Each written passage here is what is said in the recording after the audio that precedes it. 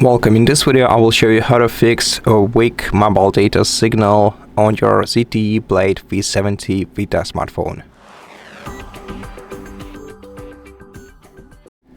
First of all, let's refresh network connections by swiping down the quick settings menu and enabling airplane mode here for a couple of seconds. Then disable it and let your smartphone reconnect to your networks. Besides, you can try disabling Wi-Fi to prevent your smartphone to switch to Wi-Fi connections. And if you can, move to an area with better coverage. And besides, let's enable Wi-Fi calling in settings. Here in settings, we have to go to mobile network, then mobile data, then scroll down to Wi-Fi calling, and switch this toggle on.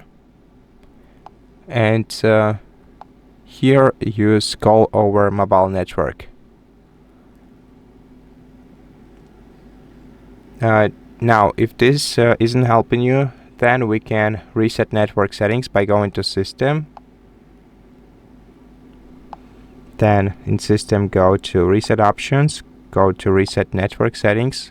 Reset settings, confirm. This will only affect your mobile data, not your Bluetooth or Wi-Fi.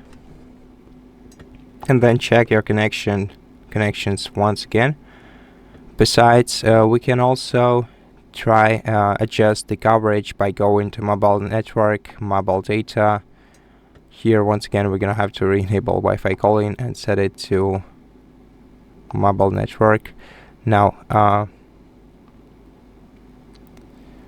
to adjust the coverage, go to preferred network type and try using 3G or 2G auto instead of LTE.